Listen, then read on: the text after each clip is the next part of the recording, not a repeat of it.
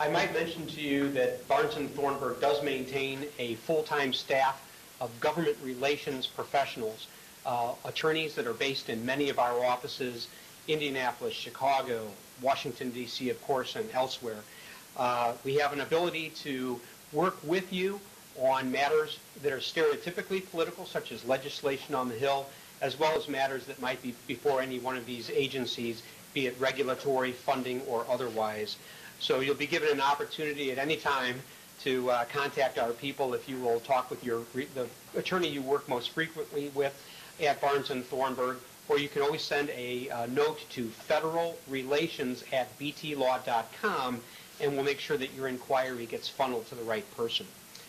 Now we're going to enter into what I consider to be a number of very brief presentations that will issue spot for you on a number of industry sectors. I'll just rattle them off very quickly. Utilities, energies, grants, healthcare, education, transportation, local government, trade, intellectual property, patents, environmental matters, tax, and immigration. So that's a lot to get through. So these will typically be approximately 5 minutes, although we'll spend a little more time on healthcare and environmental matters because of those issues. So I'm up first. I'm going to talk about utilities, energies, and grants. And I'm going to rattle through a few things that you should be aware of or made aware of. Well, the president is now free of a lot of political constraints, if you will, by the re-election. So we're going to see a lot more action over at EPA that Susan Bodine, our partner, will talk about. This could include things going back to climate change, having the EPA perhaps finalize greenhouse gas emissions rules. All of these things have been controversial and have been delayed, if you will, by the Obama administration until after the election. These are things which have tremendous technology implications if you're in the utility business, and frankly, the cost of electricity can be, and other sources of energy can be dramatically impacted. The regulatory agenda is probably going to include a renewable fuel standard. This would be where a utility company, for instance, would be required to buy so much of its electricity from, say, wind or solar, things like that. Watch for what's called the Cybersecurity Bill. This is one of these things which is flying under the radar. Any of you who are either in heavy industry, telecommunications, data transmission, or entertainment industry, for our colleagues out in the Los Angeles office, cybersecurity is a matter that is going to happen in this country. It's a matter of whether it's a government-regulated matter or a self-regulated matter, or somewhere in between. Watch for a bill coming up on that, frankly, as early as the lame duck session. If you're in the energy business, the production tax credit, which basically subsidizes the production of wind energy, that will be up for renewal and extension. Earlier it was mentioned that Ron Wyden is taking over as the new Senate ENR, Energy and Natural Resources Chairman. This person is a bit of a nuclear skeptic. So some of the nuclear programs like loan guarantees and others are maybe going to have a rougher time with Ron Wyden. Now, the one bright spot in the nuclear area is that we should know within a few weeks that the Energy Department will pick a contractor for what is called the SNR, or Small Nuclear Reactors program. So there will be some positive things that will be happening in the nuclear area.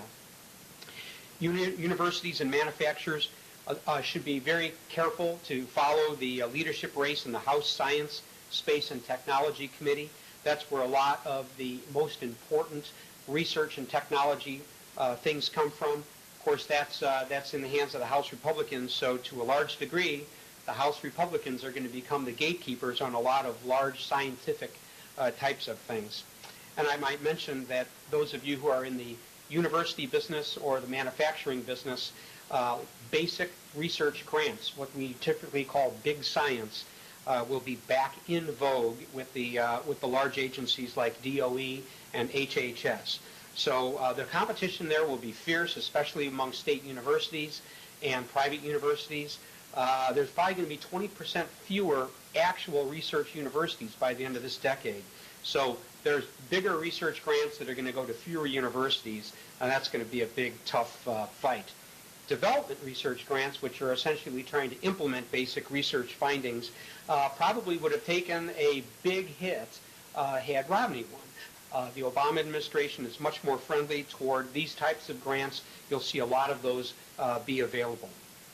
The dispute over coal is basically unresolved and probably will be unresolved over the next 4 years. So if you want to build a coal plant, you're not going to do it because the assurance is not going to be there. But if you're running a coal mine, don't close down. There's going to be continued demand for your fuel. Coal is going to be very much continue to be part of the future. My last comment on energy and natural resources types of things is that the Obama administration, I think despite a lot of promises on the campaign to encourage jobs, increase in the production center, probably is not going to be as favorable to hydraulic fracking. So for those of you who are in that business, you want to be very careful to assure yourselves that you're taking the right types of actions that you need. Now we're going to go to our Chicago office where Mark Rust, who is the managing partner of our Chicago office as well, is going to talk about healthcare matters. Mark? Thank you, Craig, and good afternoon. Of course, my subject this morning or this afternoon is the Affordable Care Act, a.k.a. also known affectionately as Obamacare, since the President said he was fond of that term. Perhaps we'll just use it throughout. And you've heard a lot about the metaphor of the fiscal cliff and how it's devoutly to be avoided. My metaphor for the Health Care Act is a kid's soapbox racer that's headed down a very steep hill in which the kid is strapping his chin strap in, and he's got very rudimentary steering skills and little or no braking skills. And we're just going to find out how it works. Why do I say that? To begin with, Obamacare is a done deal. There will be minimal bipartisan tinkering on certain issues that arise in which the general public is completely against it, and Democrats and Republicans can get together with certain small fixes. And of course, as we talk about the fiscal cliff, it has to be remembered that the largest driver of budgetary upward pressure is health care. So the easiest place to take money out of is health care. So some of the specific dollar amounts that you see in Obamacare may be affected. But otherwise, the paradigm of how health care is going to be delivered is pretty much set in stone. And what we're going to see in the next several months is three things particularly that I want you to keep your eye on. The first is tremendous drama in the states as they begin to approach the question of exchanges and Medicaid expansion, and I'm going to expand on that. And second, a torrent of regulations that you're going to see within the next 30 days. The headlines will be full of them for weeks to come as we begin to realize that we really have a 12-month deadline for the implementation of Obamacare. And finally, the impact on employers as they just wake up to the reality that this whole business that's been kind of either a nightmare or an issue sort of sitting in their inbox waiting for something to get done with it is something they're really going to have to roll up their sleeves and simply deal with between now and the end of next spring. First of all, exchanges. 1 week from today, there is a due date with destiny for every one of the states. They must tell the federal government by that time, by close of business next Friday, whether they are going to set up an exchange. Now, let's remember what an exchange is. It still is very theoretical, but 5 years from now, at all your cocktail parties, you'll be chattering about it with your neighbors because it will be an intimate part of your life. It's going to either be a place that you can go on the computer and find out what options there are in your state for an apples-to-apples comparison of insurance coverage. And that will include also for those businesses who are small businesses to be able to purchase their health insurance there as well. There are, beyond that, however, there are a number of options that states can pursue in designing their exchanges, which is why the decision as to whether a state will set it up for themselves or whether they will default to have the federal government do them for it is a huge deal. So far, 22 states have said that they are going to set up exchanges. About $1 billion has been spent by the federal government to states to think about it. So 46 states have fed at the trough of the federal government, whether they're red states or blue, as they ponder this issue. But a number are still, up to this moment, on the sidelines. This is a huge dilemma for red state governors because those governors who said, I want nothing to do with Obamacare, we're not going to set up their exchange, what they're effectively going to be doing if they fail to set up an exchange is allow the federal government to make critical decisions for them that their state is going to live with for years to come. For example, a exchange could be set up by a highly bureaucratized state, or in the case of the federal government, federal agency, and run from there, or a state could set up a quasi-public nonprofit corporation with a revolving advisory board from the public and operate it in a very different way. Decisions could be made about how big or small a small business is defined to be for purposes of mixing on the exchange. So these are huge deals, and they're going to play out at the state government. More drama at the state government. This is drama that will take place starting now and will play out over the next 5 years. And that's the degree to which states wish to participate in Medicaid expansion. When Obamacare was passed, it was contemplated that the way everyone would achieve health care is that, first of all, everyone would be mandated to buy insurance, and if you can't afford it, no worries, because everyone from zero income to approximately $32,500 in income would be eligible for Medicaid, so they would automatically get their insurance through the state. Everyone between $32,500 and approximately $90,000 would have varying degrees of credits from the federal government to be able to afford their insurance. Under an extraordinary historic decision in Sebelius, National Federation of Business versus Sebelius, the Supreme Court, while for the first time putting the handcuffs on federal spending by saying the Congress had overreached with its Medicaid expansion, essentially gave every state the option to decide whether they were going to participate or not. And so far, only a handful of states have said absolutely they will participate. Now, you might say, well, that's crazy. All the blue states would absolutely want to do this, wouldn't they? And the answer is not necessarily. In each one of the 50 state governments, the question of whether they can afford the 10% copay that's currently on the table that they're going to have to start paying in 2017 is a big, big deal. 10% doesn't sound like very much if you're sitting in an ivory tower or writing for the New York Times in Washington. But if you're a state government balanced budget requirement person sitting in your state capital in Lincoln or some other state, and you're counting your pennies and realizing you can't even afford Medicaid now, the question of how you're going to start doing it in 2017 is a huge one that you have to answer to your constituents for.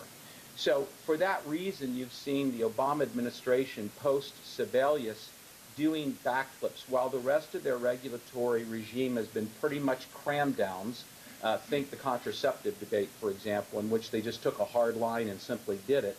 With respect to Medicaid expansion, they have done backflips to sound and look as flexible as possible, so that, for example, they say there is no deadline for states to decide. They can decide whenever, and they can take the money for free the first couple years. And, you know, we'll figure out later when they can opt out or opt in. And that's because they're seeking the widest degree of buy-in from the states. Finally, each state who has this option to buy in or buy out, it's not necessarily a black and white issue. Remember, the Secretary of HHS has wide discretion to make rules on Medicaid, and so you'll see each one of the states going to Washington and negotiating. Okay, if I participate in this expansion, can I do it at 100% of poverty instead of 133%? Could I get a block grant for doing things very differently in my state if I go the whole way? These are negotiations that are going to take place over the next several weeks and months. That regulatory torrent that I mentioned, there are huge issues that have not been resolved. Frankly, they have been resolved in the drafting of regulations that have been sent to the White House. But as you might suspect, and I know it's very shocking, politics has required the White House to sit on those regulations and not publish them until after the election. That's why you're going to see this torrent of pent-up activity. And they include such things as what exactly is in the essential benefits package. How exactly will the ratio of insurance work in which no old person can be charged more than 3 times as much as a young person in their insurance package? And a huge number of issues for employers. So let me finally turn to employers in my last couple of minutes. Employers, as I said, have been sitting there for the last 2 years wondering, is this really a reality? Well, it is now. and they have to decide exactly what they're going to do in the next 12 months. Many of you have just gone through open enrollment with your employers in anticipation of the 2013 benefit season, and therefore you might expect that employers have to, by October of 2013, have figured out exactly what they're doing on January 1, 2014. So they have to be rolling up their sleeves, and between now and the spring, putting pencil to paper and figuring out, is the self-funded ERISA plan that has always been the backbone for the last 30 years of my group of employees something that I'm going to tinker with? It's going to become more expensive, absolutely. There will become mandates now, because while that self-funded plan used to have no state mandates, the federal government for the first time is mandating quite a lot that has to be in everyone's plan. Should I stick with that plan, or should I make a radical change? Should I do my own little budgetary cap and completely change the way I'm giving benefits now, giving my employees, on the one hand, a cap on what I'm going to cover, but on the other hand, a lot more opportunity to go into the exchange and choose plans for themselves? All of these things are things you're going to be reading about and seeing about in the next 6 months as employers decide how to respond to the changing regulatory landscape. So with that, I'm going to turn to our man in Washington on education, who's actually in Indianapolis today, Bill Moreau. We have dozens of our education clients with us today, and I chair our higher education practice group, so I'm delighted to offer some predictions in the education area about what's going to come out of Washington. The first term of the Obama administration had a heavy focus on elementary and secondary education issues. Think of race to the top, but I think most folks predict that the second term may feature more attention on higher education.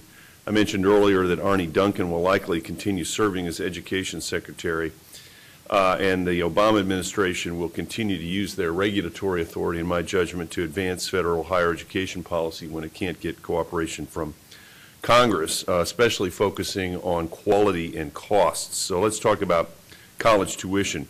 President Obama and Secretary Duncan see escalating tuition rates as a major roadblock to higher education access and affordability, and will use federal financial aid as an incentive to slow increasing costs. This was highlighted during the campaign. You may have read or heard about those things, with the president promising to cut in half the rate of tuition increases over the next decade. I think that was a pure campaign promise, because without a concomitant increase in state support, there's no way the federal government can, it seems to me, by itself control the ever-increasing tuition costs. Secondly, community colleges will continue to get a good deal of focus, especially their role in career training. Dr. Jill Biden, a name that may be familiar to you, will continue to be an influential voice in how the administration views the role of community colleges. And speaking of financial aid, the White House will continue, in my judgment, to protect the existing money for financial aid, especially Pell Grants and federal research in the budget battles. And by the way, not to preempt something Eddie's going to talk about in the Fiscal Cliff, it's interesting the way the sequestration and that legislation was put together. There's very little impact on direct assistance like Pell Grants, but federal research, federal support of higher education research would be dramatically affected if we go over the fiscal cliff. The Pell Grant program faces a shortfall, and the interest rate on federally subsidized student loans is set to double come July, and all of that could get bound up in these budget negotiations. And you may have read during the campaign that student loan indebtedness has now hit the $1 trillion mark. So there will be an interesting debate on income-based repayments for student loans, which is something the President has done by executive order. Now, if you are interested in the fate of for-profit higher education, I think most folks believe that they will continue to be under enormous pressure by the administration and by the Democrats in the Senate. They've been hit hard by regulations in the first term, Now, they've pushed back against some of those rules, such as the gainful employment rule, which would deny federal aid to schools where students don't earn enough to pay down the loans they take out for school. A federal court struck down the initial rule, but left room for the Department of Education to rewrite it, and so the Department of Education is really moving on two fronts, the appeals front and rewriting of the rules of gainful employment. Future regulations of for-profits could focus on so-called program integrity and the GI Bill veterans benefits. The Higher Education Act, the law governing federal financial aid programs, expires in 2013, but it's not clear when it will be completed and renewed yet. There'll likely be a push from the administration, but some ideas such as offering federal financial aid as a reward, these are controversial to say the least, and the conventional wisdom right now in the higher education community is that an extension of the Higher Education Act is more likely than a complete overhaul of the Act in 2013. Now, those of you who are interested in early and secondary education, major changes are not expected in a second term for President Obama, as his administration will likely continue their data-driven approach to improving the quality of schools and teachers, while reforming states and districts through federal funding incentives. You all will remember No Child Left Behind, which was one of the signature pieces of Bush II administration. That reauthorization has been pending since 2007 and remains on the to-do list. The Obama administration granted waivers to dozens of states, allowing them wiggle room on compliance, but many in Congress are simply not happy with this use of executive authority. The waivers expire soon, so Congress needs to do something there.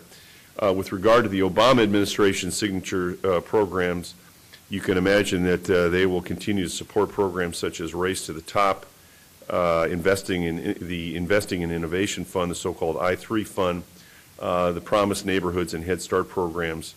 Increased support for early childhood investments will be on the agenda, but money is tight, of course. Just a brief word about the key players in the education world in Congress. The leadership of the relevant congressional committees will remain largely unchanged, which, with the exception of, as Eddie noted, of Senator Lamar Alexander taking over for Senator Mike Enzi as ranking member of the Help Committee. Chairman Tom Harkin expects to find common ground with Senator Alexander. The two of them will likely be key players in the Senate. Also look for former Denver School Superintendent Senator Michael Bennett to continue asserting himself on education issues. Meanwhile, over on the House side, Representative John Klein, Republican of Minnesota, and Representative George Miller, Democrat of California, returned to head up the House Education Committee, and folks are hopeful that they will be able to continue working together on issues like school improvement, teacher evaluation, and competitive grants. But bottom line here is that we can continue to see Washington play a critical role in not only higher education, which is historically done, but also K through 12 education as well. Now to my colleague Matt Morgan here in Indianapolis, who will talk about transportation and local government issues. Afternoon, everyone. Thank you, Bill. As he stated, my focus and my practice here at Barnes & Thornburg primarily focuses on transportation and local government issues. So that's what I'm here to speak with you about today. I'm pretty bearish on both of these issues following the election, so it's not my intention to depress you today on either of these subjects, but I'm sure I will. Pun intended here, I think there's a total political traffic jam with respect to transportation. The surface transportation bill that passed in 2012 will probably remain the law of the land with little to no changes between now and 2014. The deal that was cut was not the deal that either side wanted, but it's probably what they're going to have to live with given everything else you've heard here today. So I would say that transportation is probably going to remain the same in terms of funding and financing programs. The Fiscal Cliff does present some threats to that funding and financing as well. So while I think the general consensus in the United States is that our infrastructure is lagging where we would want it to be, that there is no change on the horizon. With respect to local governments, and I want to make clear to everyone who's here in Indianapolis with us and in Washington, D.C., is that this isn't, my discussion from here on out isn't just about local governments. I think everyone should be picking up their newspaper a lot as the Fiscal Cliff debate that Eddie Ayub will soon discuss is being debated in Congress, because as long as the economy continues to grow at the pace it does, the federal government has kind of two ways of dealing with its deficits that are growing. One is the federal government needs to raise revenue, and the other is the federal government needs to cut spending. I think the general consensus is that they will try to do both. But I want everyone to think about this, and I'm going to use the tax exemption on municipal bonds as the example here. If the federal government were to cut spending, I think people underestimate how reliant local government is on surface transportation, roads, bridges, tunnels, air transportation, water, public safety communication systems, community development grants. If the federal government cuts spending in these areas, that will directly impact local governments. How are the local governments going to respond to that? Secondly, if local governments face the real prospect and threat of the tax exemption on municipal bonds being tinkered with, it will fundamentally raise their ability or limit their ability to raise capital at the low interest rates they're able to do that today. So if you have local governments who are threatened by spending cuts on one side and their inability to finance those cuts in the open market with higher costs of capital, what you're really going to see is local governments who are going to face their own fiscal cliff, and they're going to have to deal with their own businesses in their communities, and they're going to have to deal with their own prospects of cutting their own spending and services on on infrastructure, and also potentially raising your local taxes. So I think the current fiscal condition of your local unit of government in which you reside or practice or work or compete, I think everyone here needs to be aware of that. And the unique thing about the way the municipal bond exemption and other type of local government cuts happen, as I was doing my research for this presentation, is it's very difficult to say so-and-so senator or so-and-so congressman are going to be supportive or against. These are the types of provisions that sneak into a fiscal cliff remedy, and everyone throws their hands up and says, I don't know how it got there, but we probably need to do it. So it's something that you have to watch the legislation more than individuals.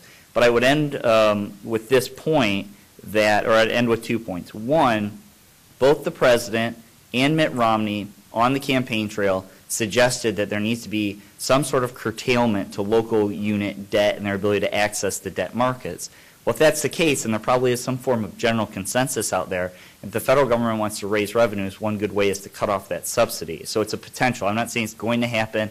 I honestly think local governments can kind of fight back enough to prevent that, but it's as real of a threat as it's ever been since 1986 when the Internal Revenue Code was last revised. Lastly, I would say this. In 2012, over 10 municipalities in the United States filed bankruptcy or threatened to do so.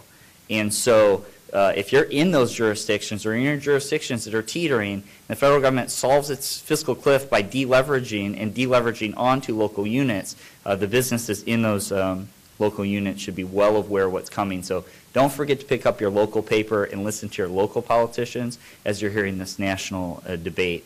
I would now turn it over to Liz Lopez in our Washington, D.C. office, who's going to speak to us about trade. One of the things that we've seen in the last Congress is that, for example, there were certain trade agreements that were negotiated during President Bush, but it was President Obama that got to sign them. So two of the trends that we probably will need to watch out in the next Congress are what is going to be happening in terms of our relationship with Latin America, and the other important one is going to be sanctions that may be impacting U.S. companies. In terms of our relationship with the Western Hemisphere, 42% of total U.S. exports go to the Western Hemisphere. We currently have 12 trade agreements in place with the Western Hemisphere, most famously being NAFTA, which has provided about $1 trillion in terms of goods and services between Canada, the U.S., and Mexico. During this year presidential election, I think Latin America was noted for the fact that it was not really mentioned during the debates. It was only mentioned once during the third debate, and it was actually by Governor Romney. I just came back from a visit to 3 countries in Latin America. I was with a bipartisan delegation visiting Colombia, Ecuador, and Paraguay, and I got an earful of the comments from different business leaders in all these countries because they truly are purchasing a great deal of goods. We do have a trade agreement now with Colombia. There's also now one with Panama. But truly, our region, in terms of the Western Hemisphere, is strong. There have been, as I mentioned, 12 trade agreements in place, most recently the one with Colombia and Panama. But it is very likely that the next Congress will be dealing a great deal with Latin America just because of how strong the economies are, and especially because of the high volume of exports that go from the U.S. to the Western Hemisphere. For example, in 2011, the total had risen up to $650 billion, and it constituted for about 4 million U.S. jobs. So this is truly a trend that we'll have to see in terms of how the relationship will be changing in the next Congress. A few things that will be up in the air will be, for example, our relationship with Iran. And this is one of the key things that was very notable here in D.C. during the summer. We had a Congress that was completely deadlocked. They could not come to an agreement. So you could see how many of us were surprised to actually see bipartisan support on one piece of legislation, and that was the Aryan Sanctions. It moved very quickly through Congress, and it had a significant impact on many U.S. companies. And the reason being is that unlike other sanctions that have been imposed, the Iran sanctions action had an impact on U.S. companies with foreign subsidiaries that had any dealings with Iran. The penalties were harsh, up to $250,000 for every transaction, and that was civil, up to $1 million and up to 20 years in jail, or both, for any type of violations. And what was also very interesting is that because the legislation happened so swiftly, during the summer, a lot of U.S. companies were left in the position to literally have to look at their corporate charts and see if they own a subsidiary and if that subsidiary had any dealings with Iran, because pretty much all of them were prohibited. For those companies that did have foreign subsidiaries, there was a clause that would allow them to basically cease activities going up to about February of 2013. But that is one of the things that, again, we're going to have to watch because of the different political world that we now live in, I believe, since 9/11, that we've seen a great deal of sanctions being imposed, but the ones that we really saw that were incredibly harsh and had a direct impact on businesses in the U.S. Was Iran.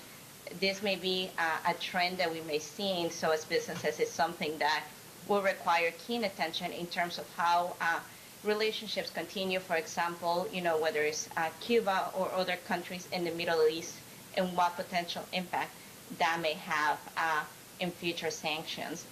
But in terms of trade, it's a broad topic, but those are pretty much some of the trends that we've been seeing just because of what the priorities were during the past few years during President Obama.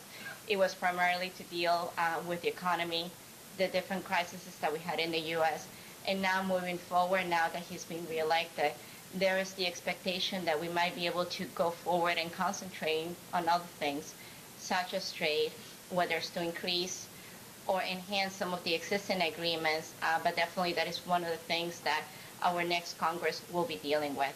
And with that, I would like to turn to my client, Jim Burdett, here in the D.C. office. Thank you, Liz, and good afternoon, everyone.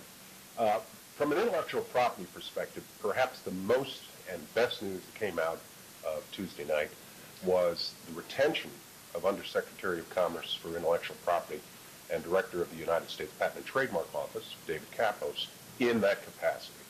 He has, in the past 3 years, done more for the Patent Office than his predecessors going back at least 3 administrations. One of the landmark things that he helped get through was the American Invents Act, which was enacted in the last Congress. It continues to be implemented.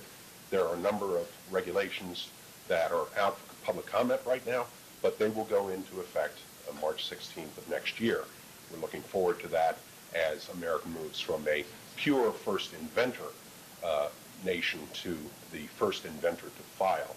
The rest of the world is a race to the Patent Office. We still put the inventors first. From other other matters of particular attention will be in the House Judiciary Committee. Chairman Lamar Smith of Texas is term limited, and it's expected that Representative Goodlatte from Virginia will take over the chair of the full Judiciary Committee. The Subcommittee on Intellectual Property, or IP, is up for grabs right now, although it appears that Congressman Coble is putting his hat in the ring to chair that subcommittee. He will have to replace 4 members. Representatives Adams and Quayle were disenrolled from the committee by virtue of their loss in the primaries earlier this year, and long-term committee member Howard Berman lost in a fight with his Democratic counterpart, Dan Sherman from California. In addition to that, Mike Pence ran for governor and was successful in that. So those are the 4 vacancies that the subcommittee on IP will have, and they will be sorely missed, particularly Mr. Coble. But we look forward to new and more vigorous membership on that committee as they work for the IP community as a whole. And in particular, there are 3 acts that are still pending that have a possibility of passage during the lame duck session. The first one is probably the least likely to pass in this session, much less the next Congress, and that is the cutest title of an act that I've heard recently, Saving High-Tech Innovators from Egregious Legal Disputes, or SHIELD Act of 2012. This House bill was put into Congress by Representatives Fazio and Chaffetz in August. It's meant to address the issues only within the high-tech industry, that is computing, telecommunications, and the like, from being attacked in lawsuits by non-practicing entities, sometimes referred to as patent trolls. The other 2 bills that are currently pending and are likely to pass during the lame duck session is Senate 3486 and its counterpart in the House 6432, which has to do with implementing the Hague Convention amendment to bring our treaty with regards to industrial designs more in line with the rest of the world.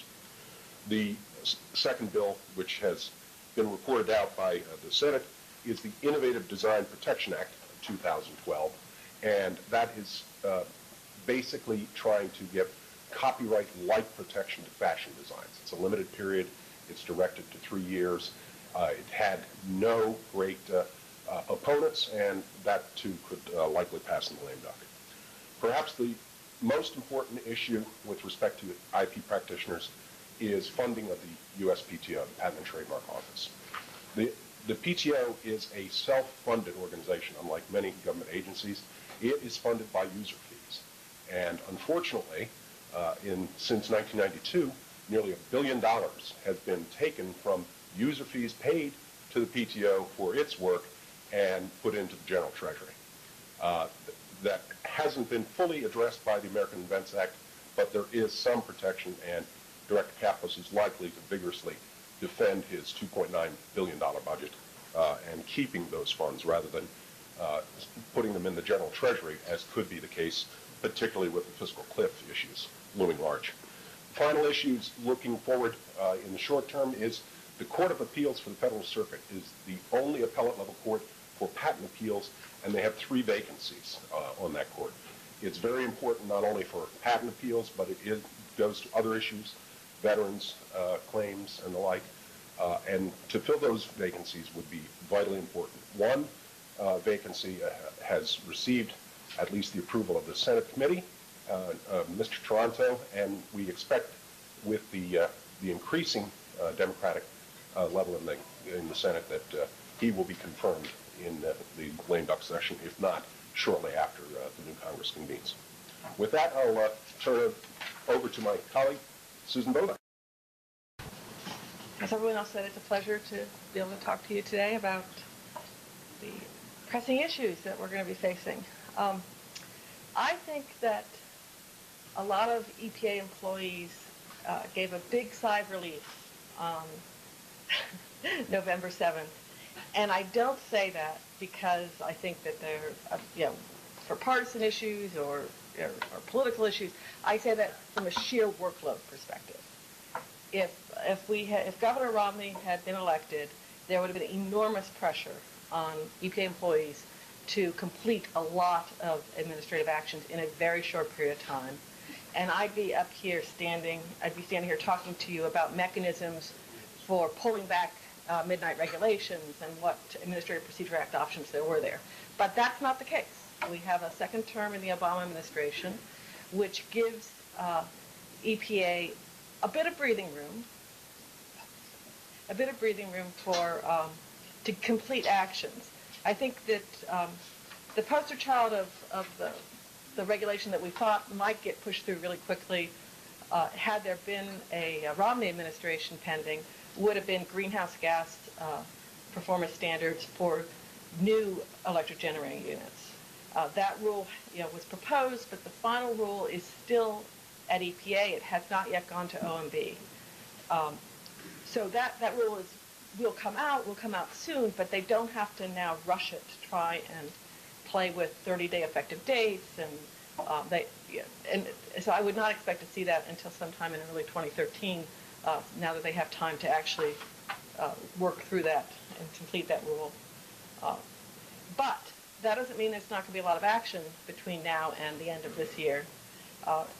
And the reason I say that is because we have a number of rules that have been held up, and yes, I think there are a number of rules that were held up because the administration didn't want to take the political hit of having job-killing regulation coming out right in the middle of a campaign. Whether it was true or not, that would have been the political hit. Then there are also a series of regulations that are under court-order deadlines, so the agency must get them out, unless they can negotiate extensions of these deadlines, which may be the case now that there's breathing room in the second term and less of a concern about timing. But in the political hit on job-killing regulations, I would put in that category the Boiler Act and the Boiler Act suite of rules. Boiler Act actually was finalized back in March 2011, and the companion rules were an incinerator standards rule as well as a rule called non-hazardous secondary materials rule, which said if you're burning a secondary material, is it a waste or is it a fuel? Because if it's a waste, you can only combust it in an incinerator, and if it's a fuel, you can combust it in a boiler. So those three rules have been proceeding together. They were finalized in March 2011. Immediately, Boiler Act and the incinerator rule were reconsidered because they were rushed through before, and everybody filed suit against those. The non-hazardous secondary material rule also was reopened to be amended. And the irony is that these rules have been held up even though they're actually moderating rules. They're all three rules are going to back off some of the more extreme positions that have been taken back in 2011. Nonetheless, they haven't gone into, the compliance deadlines haven't happened yet, so the political hit is still there. Boiler Act could be as much as $15 billion in capital costs. But because the compliance deadlines are, and the clock is ticking on compliance, industry actually wants to see these rules. They want to be able to plan. You have to be able to decide, if I'm going to construct a unit, am I a boiler or an incinerator? What standards do I have to meet? What if I want to enter into long-term contracts? So that's critically important to get these out, and I think expecting to see those actually in December. The OMB has re-engaged the interagency review on that. It went into this hiatus for several months, and now it's re-engaged. So they're not ready to pop them out right away, but there is a deadline, a related deadline of December 20th for completion of the Portland Cement Act, and that's under a litigation deadline, and therefore they have to get this non-hazardous secondary materials rule out first. Therefore, we think Boiler Act and the incinerator rule will all march together. Another rule that's under court-order deadline is definition of solid waste. That rule is a December 31st deadline. It tells you if you're recycling, again, a secondary material, are you subject to hazardous waste standards? That one is done. EPA's done with it. OMB told the agency, don't send it over. They didn't want it on the list. So I think now that the election's over, OMB will tell the EPA, yes, you can send this rule over, and we'll have it on our list of rules that are under consideration. But again, that's a court-order deadline, so they don't have much time. And then I just want to mention another two other rules I think are going to be interesting as bellwethers of what we might see out of the Obama administration in the second term. I'm sure everyone has read the commentary about some people saying, oh my gosh, EPA unleashed, regulatory tsunami, all business dead. I don't think that's true.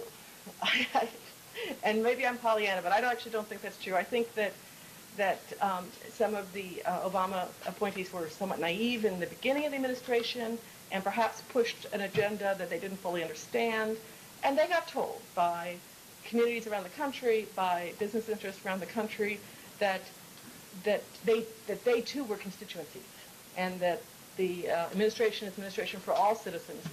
And so EPA was pushed back on a lot of issues by constituencies and also by courts.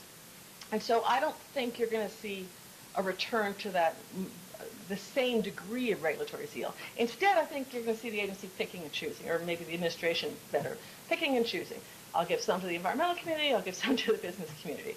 One they're going to give to the environmental community is the Clean Water Act jurisdiction, the Clean Water Protection Guidance. It's been at OMB since February of 2012. It will expand federal jurisdiction over wetlands and water bodies generally.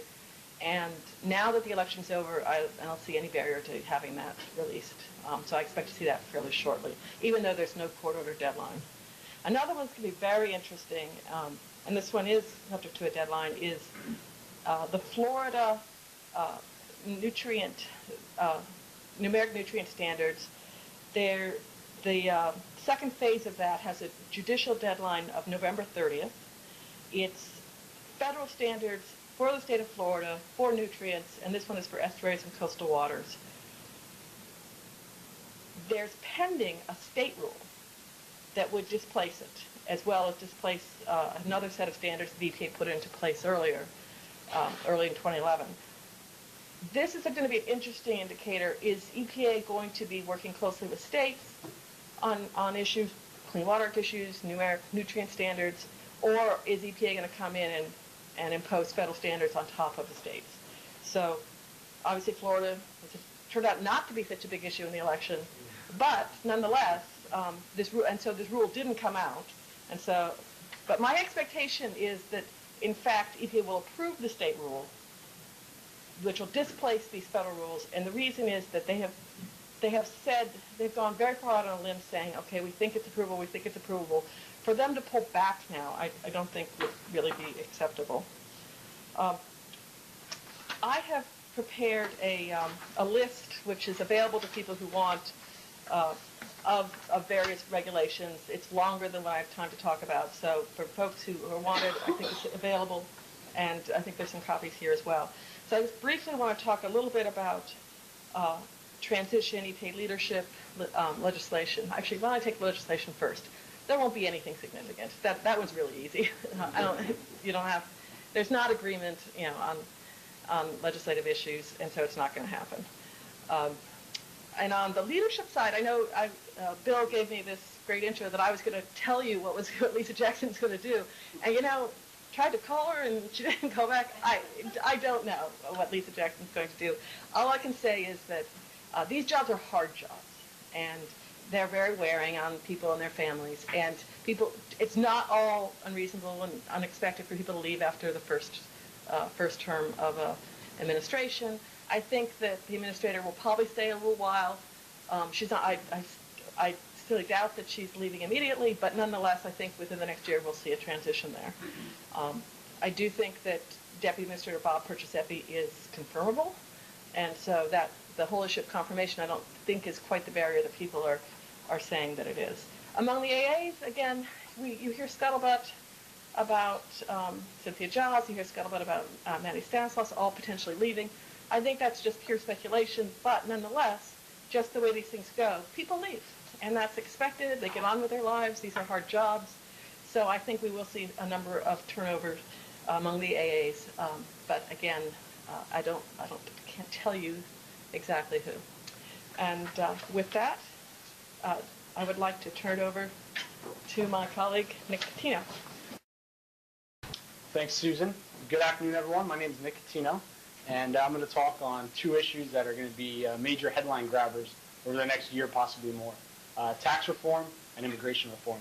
Tax reform, a lot of that's going to be dictated by what happens during the lame duck session here. Fiscal cliff, it's got to be averted. How they do that, they may set the parameters for some sort of deal. Eddie's going to talk about that in a few minutes, so he'll go into depth. But the assumption is they're going to pursue the grand bargain once again that they failed last year to achieve. The grand bargain would probably have some major overhaul of the tax code system. Hasn't been done since 1986.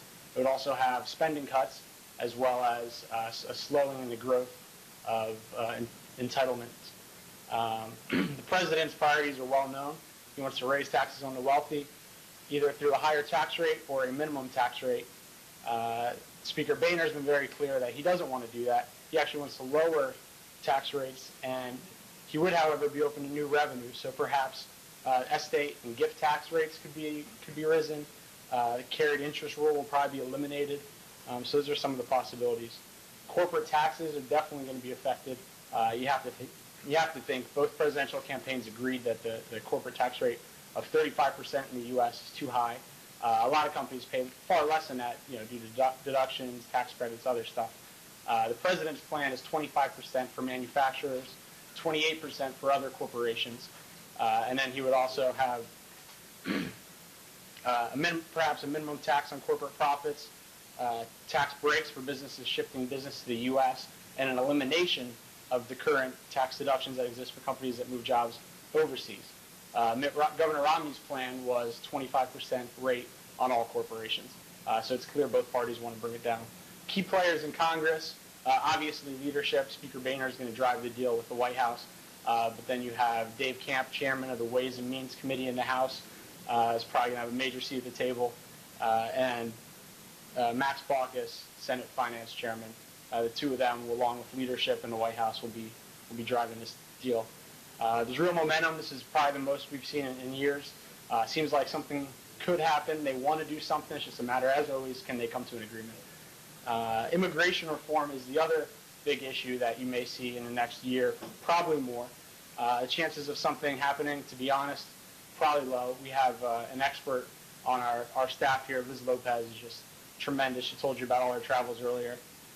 So yesterday you saw Speaker Boehner say he believes immigration reform can happen. He thinks the deal can be reached. The president plans to outline some sort of broad proposal within the next few months. That's the word on the street before his reelection. It's been 5 years since the last major effort, with the exception of DREAM Act being pushed within the last couple of years. DHS had pushed a waiver to allow young immigrants to stay in the country, which enacted parts of the DREAM Act. Republicans realize that it's time to do something after Governor Romney only gained 27% of the Hispanic vote. Changing demographics make it a reality that Republicans have to pursue. It was talked about in our panel discussion earlier. And if there were to be a broad compromise, presumably it would have some sort of pathway to citizenship for the 12 million undocumented citizens in this country, undocumented immigrants in this country, as well as securing the border and perhaps a stronger E-Verify program.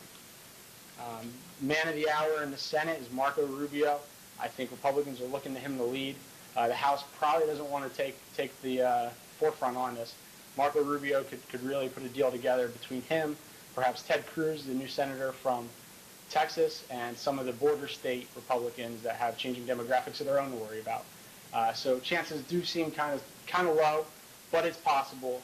And if everyone sits at the table and really discusses it, anything could happen. So with that, I'm going to turn it over to Eddie Ayub, who's going to present on the lame duck session and the fiscal cliff. First, one thing, I apologize. When I was going through the changes in the Senate, I did leave out Senator-elect King, so there are actually 12 new senators with the addition of Senator King.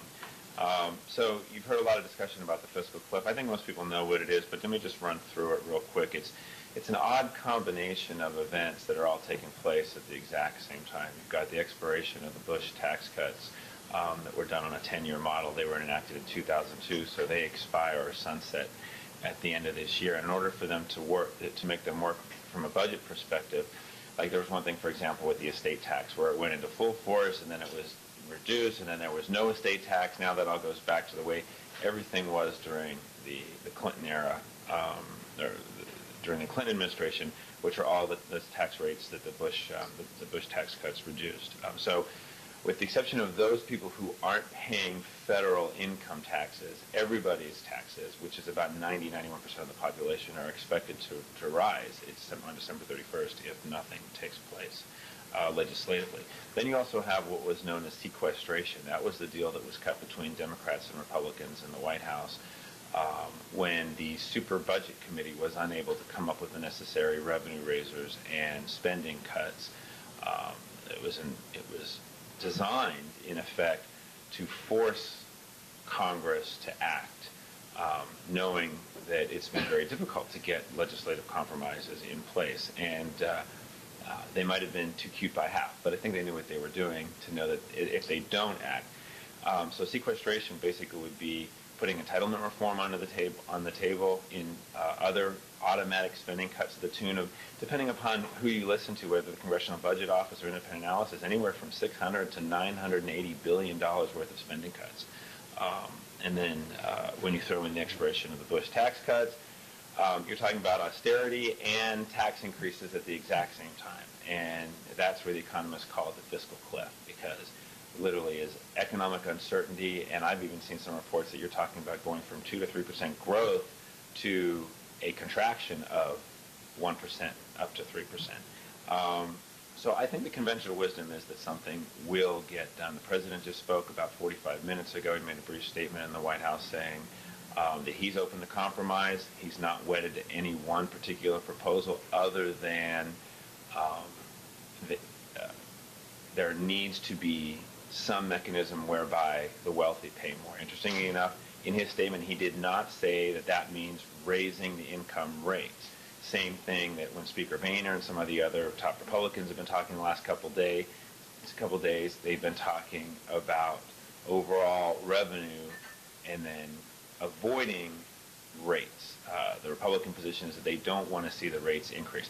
I think this is actually becoming more political than it is substantive. Nick talked about a couple of things that will need to be addressed, like the alternative minimum tax and a couple of the other provisions on dividends, what have you.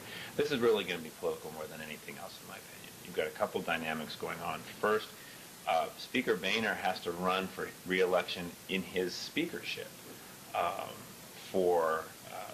and I don't think they have set that date for that election with this new incoming class. But if the president is going to be meeting with congressional leaders next week at the White House, that election will probably take place after the parameters of some sort of deal comes into play. So that'll be interesting to see how that plays out. Senator McConnell, who is the Senate Minority Leader, he's up for re-election in 2014. And I think one of the lessons that's been learned from this cycle and last cycle with, namely Senator Lugar of this cycle and Senator Bennett of last cycle, is a compromise can sometimes be a dirty word in Republican primaries. And so I think it'll be interesting to see how Senator McConnell plays out. Then as for the lame duck, separate from the fiscal cliff, I talked to a couple leadership aides. They're going to adopt a two-track strategy in terms of having floor activity and then while these fiscal cliff discussions are going on. So the floor activity that I see being out there. Right now they're on the Sportsman's Bill, which is a collection of bills that Senator Tester was concerned about. We were jokingly calling that the Tester re-election bill before the election. But you've got the Farm Bill, you've got the debt ceiling, cybersecurity. Hurricane Sandy, as a result of which, is probably going to be some sort of disaster relief. They usually do that after a major disaster. Violence Against Women Act. Interesting about that, with the makeup of the new Senate, you're going to have 20 female senators. I mean, I think that's a major accomplishment. So you're probably going to see a little bit more focus on the Violence Against Women Act, the Russia PNTR, and then, of course, the Defense Reauthorization Bill. So those vehicles may provide any sort of action while the fiscal cliff negotiations are going on, but also there will be opportunities for those bills to turn into what we lovingly around here call the Christmas tree, where there's either nothing going on or everything's on the table because you've got a piece of must-pass legislation. So It'll be next week. I think we'll know a lot more about whether this is going to be one of those wait and see type of sessions or whether we're going to take this thing all the way up to the holidays.